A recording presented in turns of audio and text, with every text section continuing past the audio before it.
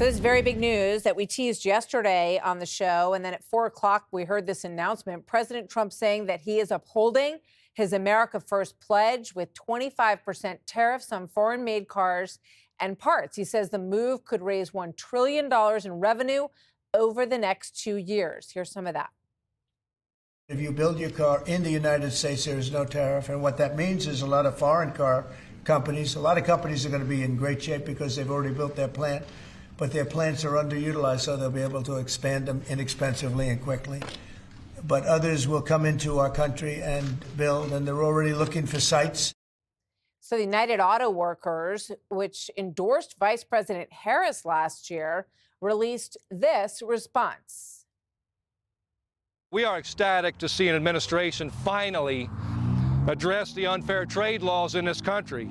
These laws have destroyed the American working class. They've destroyed communities in this country. Well, there you go.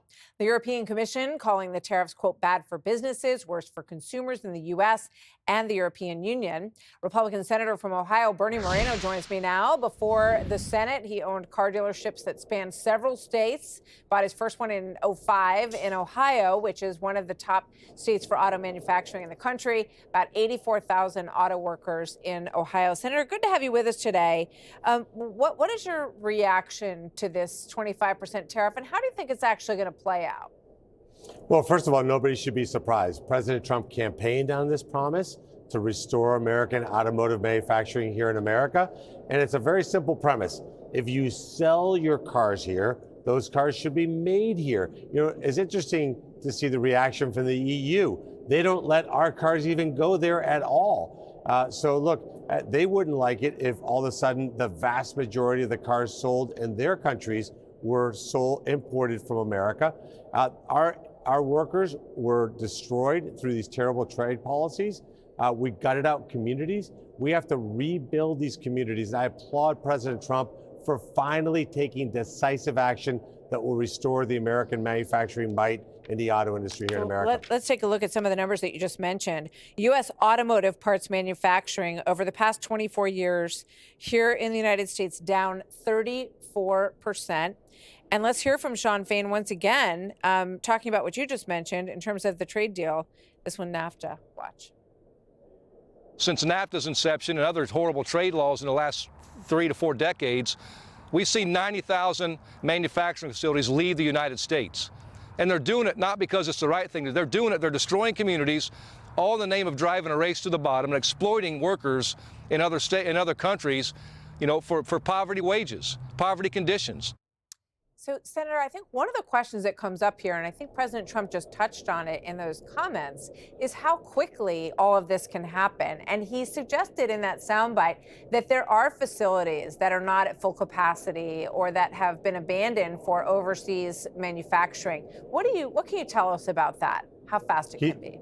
He's absolutely right. We have a 6 million square foot manufacturing facility in Lordstown, Ohio, that used to employ 10,000 UAW workers. It's completely, for the most part, empty.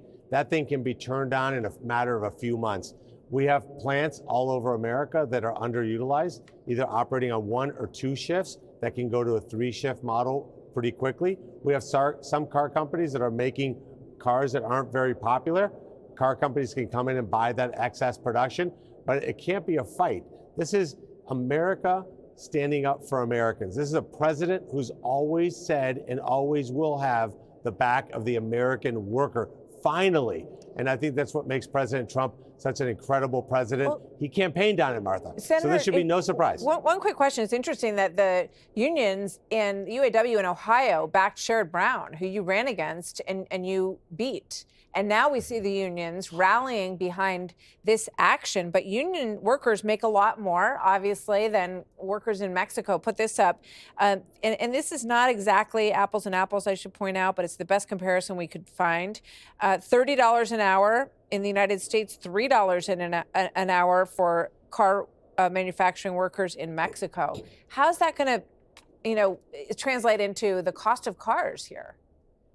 Well, first of all, you're going to see some changes in currency devaluation. You'll see what the car companies can absorb. But us having policies that allow these companies to go out and chase slave wages and destroy communities, that era is over. And I think one of the things that President Trump has done is refocused us that the most important thing we can do here in Washington, D.C. is advocate and fight for working Americans. And look, the union did support my opponent, Sherrod Brown, but he had been here for 50 years and did nothing. So I think what a lot of union members saw, and now union leaders are seeing, is that these Democrats, their words were hollow. They said the right things, but their actions didn't match. Now what we're seeing is Republicans that are fighting for working Americans. So, of course, everybody will be watching to see those actions as they play out over the next 18 months or so. I would imagine this is going to turn out to be an issue in the midterm elections for people. So it's going to be fascinating to watch this. But as you say, enthusiasm from the unions about this is expressed in a large way today. Good to see you, Senator Moreno. Thank you very much. Good to see you. And Michigan is going to be bright red in a couple of years. You mark my words. We'll be watching. We'll be covering it all. Thank you very much, Senator. Hey, Sean Hannity here. Hey, click here to subscribe to Fox News YouTube page and catch our hottest interviews and most compelling analysis. You will not get it anywhere else.